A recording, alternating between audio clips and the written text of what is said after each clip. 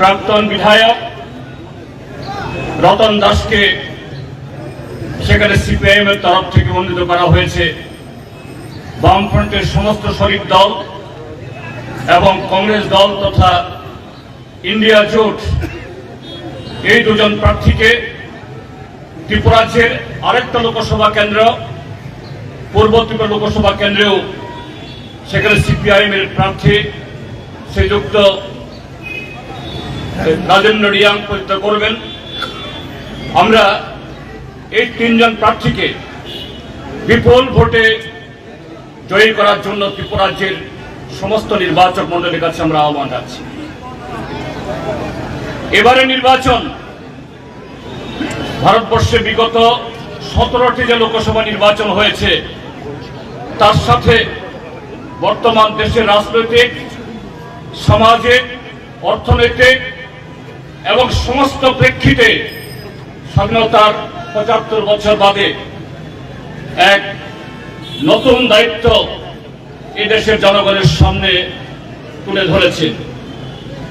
এই দায়িত্ব আমাদের পূর্বপুরুষরা হাজারো শহীদের বিনিময়ে, আত্মত্যাগ এবং কুরবানির বিনিময়ে যে স্বাধীনতা অর্জন করেছে ব্রিটিশের হাত থেকে, এবং সেই স্বাধীনতার হাত ধরে আমাদের ভারতবর্ষকে সমৃদ্ধ করার জন্য, জগৎ সভার শ্রেষ্ঠ আসনে বসানোর জন্য যে সংবিধান রচিত হয়েছে, যে সংবিধানের মূল কাঠামো ধর্মনিরপেক্ষতা, যুক্তরাষ্ট্রের ব্যবস্থা এবং আগামী দিন এটাকে সমাজতান্ত্রিক চেহারায় আরো উন্নত করার জন্য আজকে আমাদের দেশের বর্তমান শাসক দল স্বাধীনতা আন্দোলনে যাদের কোনো ধরনের যোগদান ছিল না, পেছন থেকে ছুরি মারার চেষ্টা করেছে, ব্রিটিশদের দালালি করেছে, এই দল নরেন্দ্র মোদীর নেতৃত্বে গত 10টা বছর আমাদের সংবিধানকে তছনছ করে দিয়ে ধর্মনিরপেক্ষ কাঠামো এবং যুক্তরাষ্ট্র ব্যবস্থাকে সম্পূর্ণ নস্যাৎ করে দিয়ে কিভাবে তাদের সেই তথাকথিত হিন্দু রাষ্ট্র তথা যে অরাজকতার একটা ব্যবস্থা তৈরি করার জন্য আজকে মরিয়া উঠেছে। আপনি লক্ষ্য করেছেন এই বিগত 1-1.5 মাসের মধ্যে দুজন নির্বাচিত মুখ্যমন্ত্রী, জনপ্রিয় মুখ্যমন্ত্রী, ঝাড়খণ্ডের মুখ্যমন্ত্রী হেমন্ত সোরেন, তাকে নানা মিথ্যা মামলায় জড়িয়ে পদত্যাগ করার জন্য বাধ্য করিয়ে জেলে ঢুকিয়েছেন। আর গতকাল সন্ধ্যায় দিল্লিতে সেখানকার জনপ্রিয় মুখ্যমন্ত্রী কেজরিওয়ালকে, তাকে এনফোর্সমেন্ট ডাইরেক্টরেট নামে একটা শক্তি, তাকে ব্যবহার করে এই মোদী সরকার, ভারতীয় জনতা পার্টি যখন ইলেকট্রাল বন্ডের নামে একটা অসাংবিধানিক আইন করে হাজার হাজার কোটি টাকা এই দেশের মানুষের লুট করেছে এবং ভারতের সর্বোচ্চ আদালত দ্বারা প্রমাণিত হয়েছে পৃথিবীর সর্ববৃহৎ কেলেঙ্কারী, সর্ববৃহৎ দুর্নীতিবাজ এবং সর্ববৃহৎ কালোবাজারের মদতকারী দল হিসেবে আজকে নিজেদেরকে স্থাপিত করেছে। কাজে তার বিরুদ্ধে আশুমাত্র হিমাচল, এই ইন্ডিয়া ব্লক, তার নেতৃত্বে যখন মানুষ গর্জে উঠছেন, ঐক্যবদ্ধ হচ্ছেন, তখন কিভাবে ক্ষমতায় টিকে থাকবেন মরিয়া হয়ে অগণতান্ত্রিক ভাবে, অসাংবিধানিক ভাবে আজকে বিরোধী দলের উপরে আজকে তারা হামলা চালাচ্ছে। সেই জায়গায় দাঁড়িয়ে এই ত্রিপুরাজ্যের মধ্যে আমরা তাদের সরকার আমরা প্রত্যক্ষ করছি গত 6 বছর। এখানে সংবিধান অচল, এখানে মানব অধিকার অচল, মানুষের অর্জিত অধিকার আজকে সমস্ত লুণ্ঠিত হয়েছে।